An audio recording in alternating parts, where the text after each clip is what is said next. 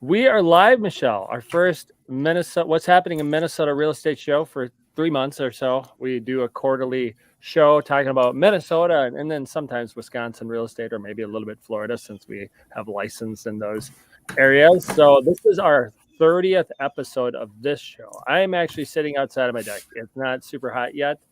And Lucas is playing the flute inside. So he's playing the flute this year. He's new to band. He's practicing it. Sounds like he's getting better.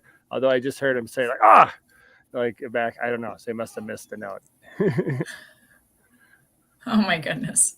Michaela Michaela used to play played the the flute. flute, right? Yeah. Uh-huh. hmm Yeah, she still has it. That's cute. Cute. So that's what's happening in our household. That's why I'm outside.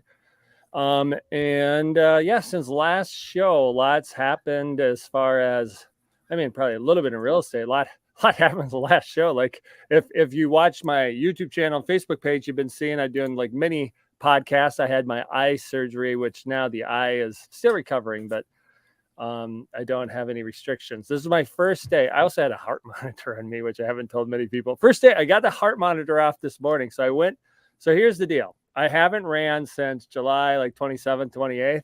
And I was running great. I was like the best running shape I'd been in almost forever, like tied for my best running shape. And I could get about a half a mile going really slow and I was done. That's how quickly I get out of running shape, like 3.5, 4 weeks. And now I can't even run halfway around the block. So it's time to rebuild that. That's the sucky part of it. But at least I could get out for a run now. The restrictions are gone. I mean, I think it's good to take a break and go back and do something and not continuously always do it. So No, I'd rather keep doing it because then you get out of shape and have to restart. So I'm personally a consistency over time person. Just keep doing it, then you stay in shape. But I get what you're saying. It's okay to take a break. Just running, no, because then I have to restart and struggle and get back there. So it I don't is know, what it maybe is. you're not supposed to be running. I can be running. I know, but maybe the world's telling you you're supposed to do some other form of exercise right now. No, I like to get a little run in. I don't like running, but I like to stay in shape for basketball, and basically you have to run to be in shape for basketball. So I'm going to try playing basketball for the first time on Friday in a while. So are you going to wear glasses now? I hope. That was kind of a freak accident. I think first of all, Lucas should cut his nails. That would probably help. And then, I knew it. That's what I told the kids. Lucas doesn't cut his nails. I think that was part of it, but I think there was probably an issue. For what we're talking about, I had a detached torn retina and I had retina surgery. And anybody who's watching my personal Facebook page knows what I'm talking about. I thought about, I'm going to have to wear glasses eventually once I get my prescription. So I probably will have to go to some, sports glasses. So yeah, probably will. But right now I don't have a prescription. I got to wait a couple months and see where it lands on my eyesight. Oh yeah, because you had that surgery. Now does that mess that all up? Oh yeah, my one eye is like, I remember I used to wear glasses and contacts. Yeah. I see worse than I ever did then out of the one eye. The other eye is very good, but then they're battling. Like I have to do mind control in my eye. Like, okay, activate good eye to read better. It's weird because if my other eye is overpowering it, I can't see anything. It's very strange. You have to get the brain to work right to use the better eye. Oh my God. All right. I didn't know all that was going on, but now I realized, yeah, that's probably all going on. Wow, that sucks. All right. Could be worse. Could be better. Could be worse. And I only gained 1 pound over the whole time without working out. So that was pretty good. Wow. So I figured out how not to overeat if I don't need to. Uh-huh. Good job. What about you, Michelle? What are you doing? You're doing 75 hard again, aren't you? I am almost to a year of 75 hard. So there's probably nothing in my life that I've done before my brother except for 75-day hard for a year. So I think I've got 2 weeks left on that, and then I'll be sober for a year. I think I'll be sober for a year technically September 1st, but I got to go to September 6th. So on the 4th phase of 75-day hard, you go back to cold showers, which I've learned are way better than in January because you can come out from outside like today and be hotter than hot. And then you just go take a cold shower quick and you're like, oh, that was a cold shower. But when you do it in January, you're like, God, get me out of here. Yeah. Because there's nowhere to warm up, even if the furnace doesn't even really warm you up. So. And those are 5-minute cold showers, right? Yeah, 5-minute cold shower. So not bad at all in August, really, really bad in January. I hear So people like, I have to do 45-minute or 45-second cold shower, and then I ramp it up to about 2 minutes and 30 seconds on this app, and then they go down. It's like 45 seconds. Like, oh, do you try 5 minutes? 45 seconds doesn't even get started. Yeah, because Chuck did the phase 2 a long time ago. But yeah, so that's pretty good. I'm proud of myself for that. I would say during the 6 months, you have to wait 6 months before you get to phase 4. From phase 3, I probably gained a few pounds, but I've also done other exercises. I could tell that when I was in phase 3, like in March, I was doing like yoga and all that kind of like hot yoga and exercises. So I had abs, and now I just play pickleball and walk and bike. So I don't really have abs. So I could see what you're saying about if you don't run for like 4 weeks, you kind of get out of shape. So your body does know what it needs to be like using certain muscles. So over the phase of the year, I've done really, really good, like you, in keeping my weight down. But at times, not so good. But I just eat too much chocolate in that 6 months. Ice cream and chocolate. Ice cream will for sure do it. Chocolate probably does it as well. Yeah, ice cream for sure. Especially when it's hot out. Like I don't even. I'm not gonna say I don't like ice cream, but I don't go like buy ice cream and eat it. But I'm like, ooh, cute ice cream shop.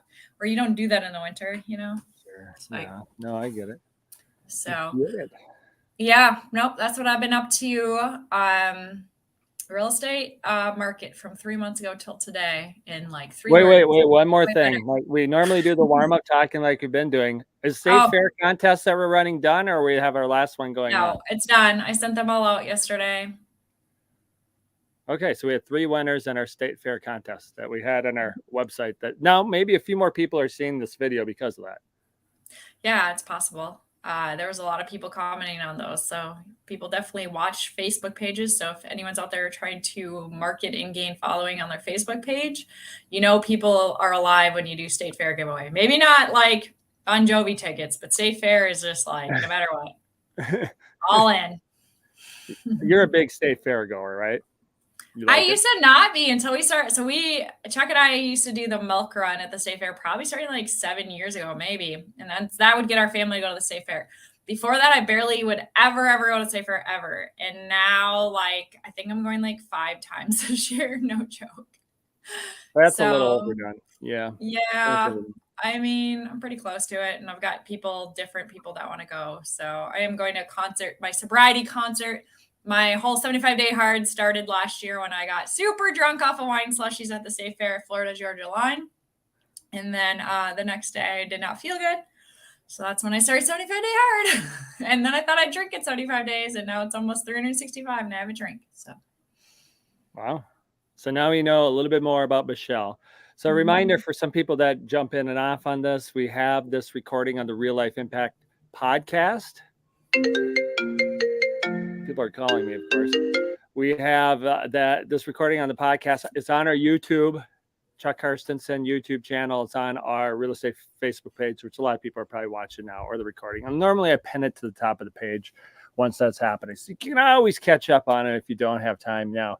So yeah, then we talk a little bit for maybe about 20 more minutes about the real estate market currently. Is it any different than 3 months ago? What might be slightly different? What's the same? And then probably what's happening. What do you project here from now to the next time we do this, which would probably be end of November, mid-November to early December. yeah, I didn't realize this episode 30. So I could say this in 30 words or less, maybe in 3 words. Real estate market from 3 months ago today is more houses on the market. I was in 3 words. But there are more houses on the market. What hasn't changed is we're still seeing multiple offers on properties that are listed at a price that we suggest to our sellers. If they suggest that they think they have to have it higher than we suggest, those are still sitting on the market, maybe from 3 months ago. Has that changed at all ever? Like, I mean, almost never. I mean, maybe 2 years ago you could go high and somebody buy it. But now if the seller, we've talked about probably last episode, seller says, hey, let's say we thought their house, let's just throw out a price. It was $425. And they're like, well, can I get $475? No, you can't get $475. Well, I want to do $475. We're like, well, do we take the listing or not? Or, do you, and then, whatever the reasoning. and we go 475, nothing happens. Like basically nothing. Maybe one looker, right? Maybe two, right? Because it's 50,000 off, right?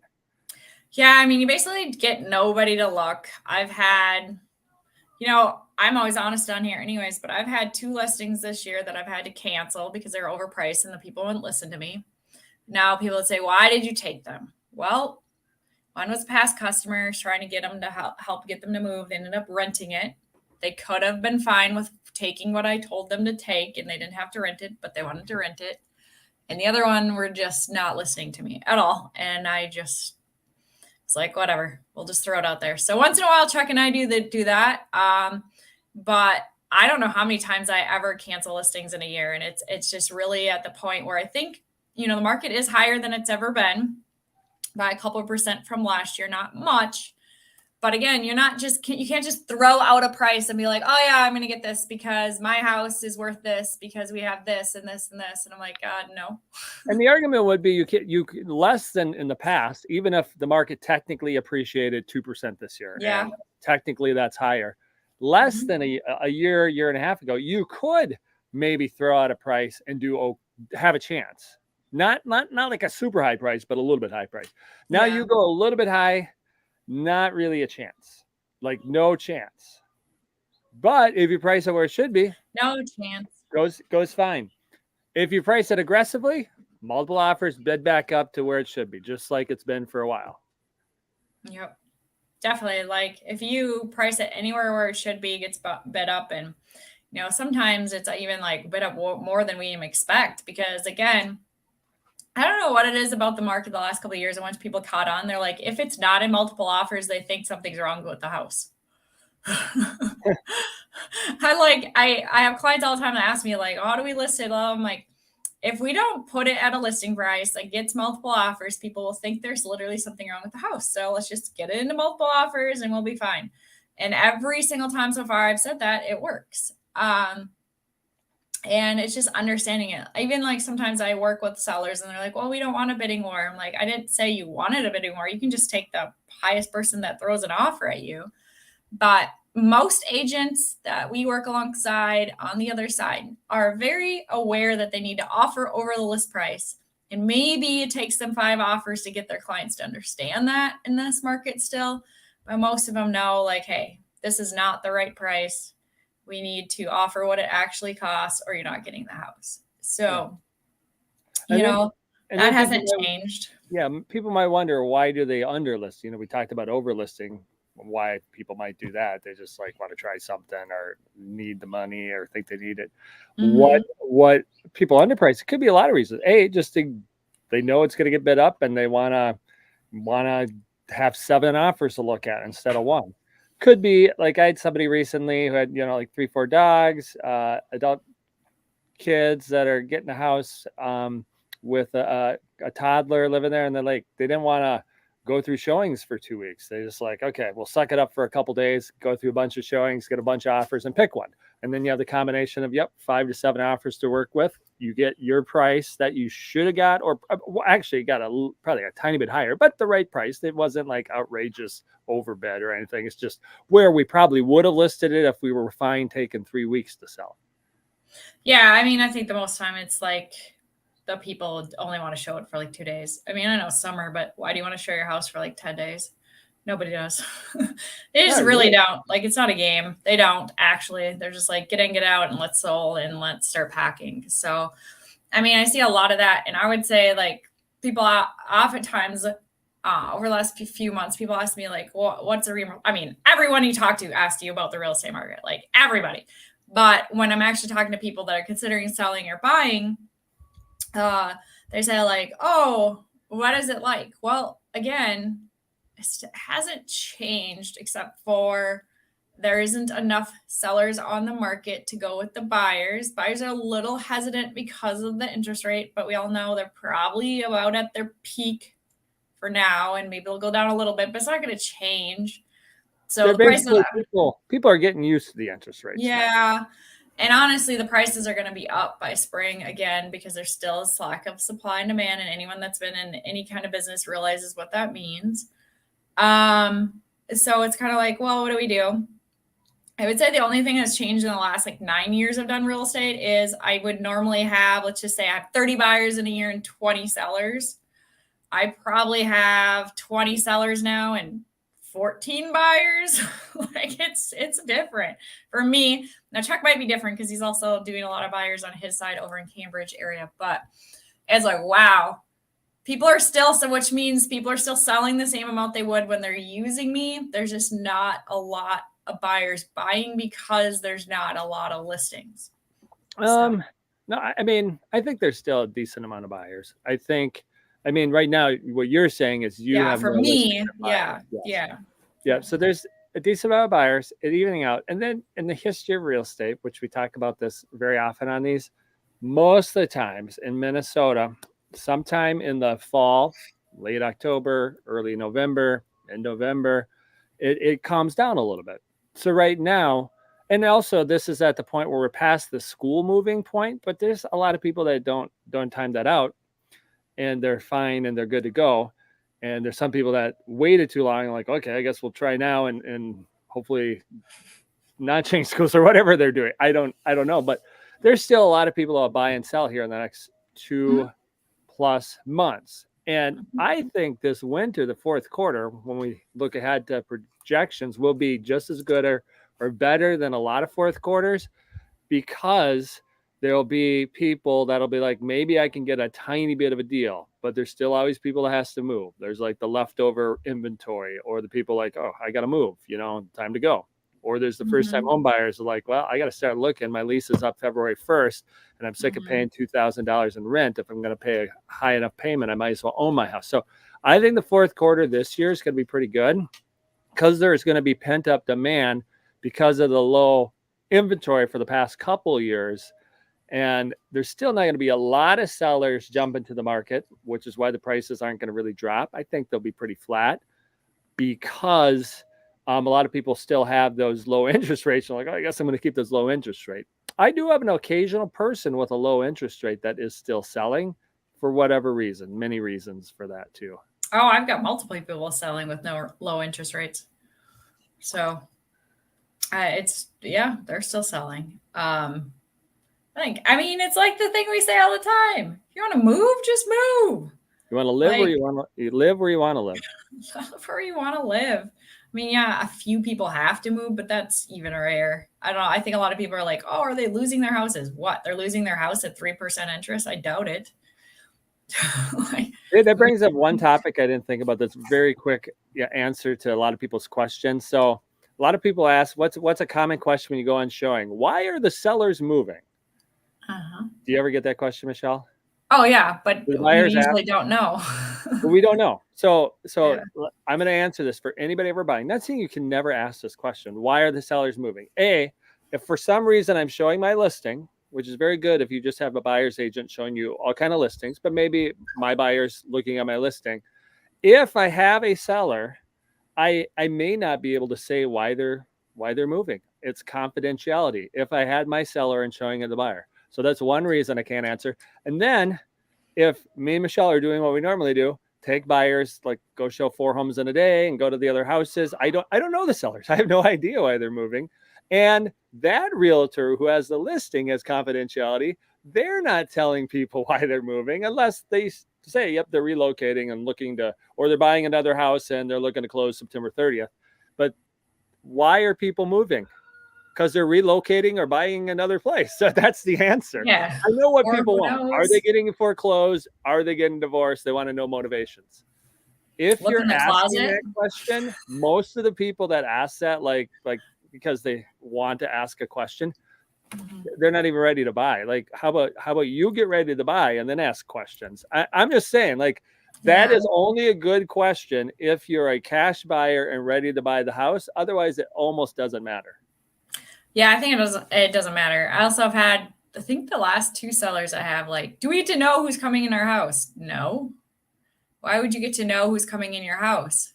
And it's like, well, because we want to know who's looking at our house. I'm like, I don't even know the agent that's showing your house. How would I know the buyers? And just like, they don't know who lives here unless you left your pictures up and somehow they recognize you. And yes, they could look at the real estate taxes to see who lives there, I guess, but nobody really cares. I've never had a buyer be like, I looked up all these addresses we're going and I looked up all the names of all the people that live here. Like, what? You're looking at a house. It doesn't matter who lives there. They ain't living there when you move in. So yeah, you're really looking it at doesn't it. matter. And I'm bringing that up, and it's fine to ask. Like, I get it. People ask questions, they should, but it's really not that great of a question, just so you know. And I wanted to point that out because it's like the question that people It's irrelevant. ask. Even if they're getting a divorce in this market, if they price the house right, they're still going to get 10 offers. So it's irrelevant. Correct.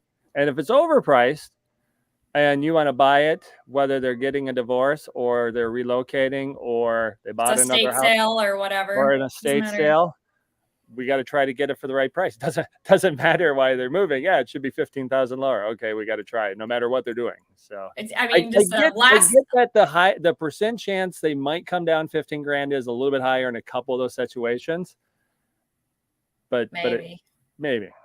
And the last little piggyback on that is when it is an estate sale, people are like, are they dead? Did they die in the house? Like, normally they're actually not dead. They're alive somewhere, living elsewhere because they can't live alone. And even if they did die in the house, I don't know. You're not asking the right person, and we can't know. We won't know unless the neighbor tells you. They don't have to disclose it. So yeah, not in Minnesota. Those are our answering your questions you might have. And again, you can ask any question. We're just trying to preface like that's why the answer in the question is what it is. It always comes from somebody who's not actually a buyer. Like you might be like, why are you showing a house to not a buyer? There's sometimes we meet people. I might have met you this way. You might be not Michelle, but somebody's watching this or listening to this, and I met you this way. And I guarantee you this was one of your first questions. Yes, you might have became a buyer in 3 months, 6 months, a year or 2 years. We followed up with you. But when you weren't a buyer and we showed you a house, that's your first question. And that's when I know you're not a buyer. It's like, oh, okay, I could have been doing something with my family now or doing something else. And that question gets asked. Yeah. No, there's a lot of questions. People are curious, and that's good. You should ask questions. You're making a purchase with your money. So eventually, or 2 weeks down the road, when you figure out when you're serious, or 2 months down the road, or 2 years down the road, we'll still help you. It's no big deal. Correct. It's just where we know you're at. That's all. Yep. So if you're like, how do I read my realtor to see if they're telling me the truth? Like, that's how we read you. Yep. So. We know you're not ready when that's your first question. Yep. Oh, we gave them a secret, Michelle. Is that okay? Yeah, I think so. Maybe one person somewhere along the line will watch this and laugh at themselves and like, oh yeah, I wasn't ready. Yeah, it's all good. We're fine. We wouldn't have met you at the house if we weren't willing to take the time, even if you weren't ready. It's all good. It's all good. Yeah, for sure. Yeah, and to go off of that, like on Chuck said on this fall in the real estate market, people do ask me like, is it going to drop? I said, last year it dropped a little bit, not enough to like call your mom about, but it might a tiny bit. It's just very often it does October, November, December go down a little bit. I don't remember a time doing this that it really hasn't gone down a tiny bit. Other than the two hottest COVID year, probably didn't. Yeah, probably didn't go down much, but I see it's funny because we get this time of year. This is why we get lots of listings, I think, at this time of the year. Or this is how I feel like, I don't know you, is people are like, well, it's going to be winter and the prices are going to drop. And for sure now the interest rates are 7%. Let's just use this. For sure with inflation, we have to sell because the prices are going to go really bad January 1st. Hasn't been the case yet. Mm-hmm. Every time you're guessing. But it is a possibility, right? It's a possibility. But like even 4 years ago, or, obviously in political years, so maybe that was 3 years ago. I don't know. People are just like, for sure think it's dropping. And it's a gamble because we don't know. It might drop. In COVID, it didn't drop. It dropped a tiny bit last year because, the rates went from 3.5 in January to 7 maybe by December. I don't know what it was. It was a lot. It was something like that. That was a shock to the system. Yeah. So, but then, just people got to buy. But I don't disagree with Chuck. I'm busier now than I was at the beginning. I'm busier now than I was in spring. And usually spring, I'm really busy. So I would say people are starting to sell a little bit more than they were. They're starting to lease the grip hold on their 3% interest and realize like, hey, I want to move, so I'm going to move anyway. It's usually buying bigger houses, smaller to bigger. Not all the time though. But there's still like aging out of the house too, is some of it. Yeah. Yeah. You know, it's there's a lot of reasons. So Mm-hmm. people also ask, are there a lot of foreclosures? I think very few, but I think there are more than there were last year. And you're not going to see most of Yeah. them on the market. That's the other thing. So you're not going to wait for them. They're going to go somewhere else before they hit the market. About 70% of them won't even be, you know, seen anywhere. So there's not really many foreclosures on the market now, but there's a couple compared to not really anything, you know, for a long time.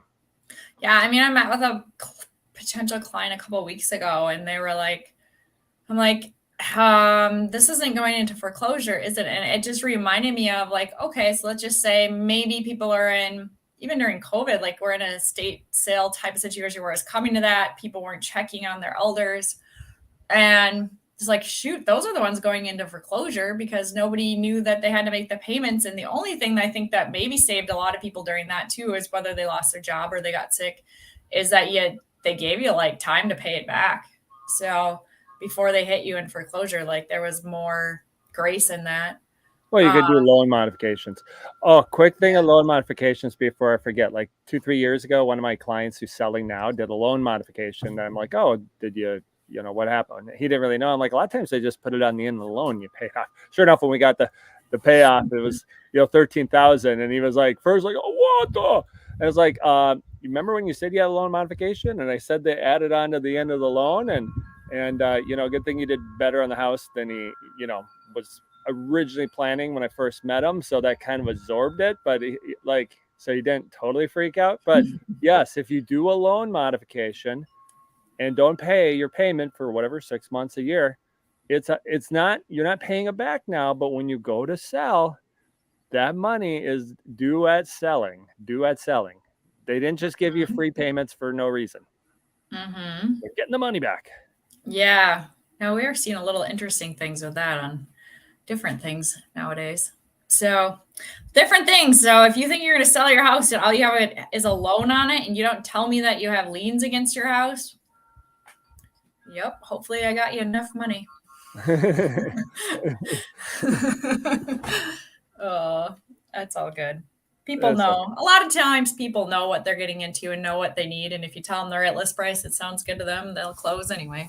Yeah. So they're just hoping to avoid that side loan payoff. That loan modification. Yep. They're trying to avoid it. And then they realize, oh crap, I guess it's on there. Yeah. I guess if they don't tell Chuck, the lender still knows about it.